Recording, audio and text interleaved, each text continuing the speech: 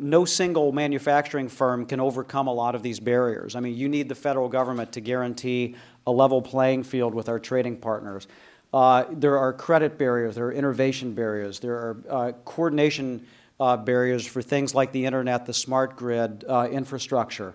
There are barriers to research and development because it can be prohibitively expensive for things like advanced batteries. And so it's a sector that really calls out for a manufacturing policy or an industrial policy, but it almost, among the sectors in the American economy, it singularly lacks it. When you look at the energy sector, oil and gas, there's definitely an industrial policy for oil and gas.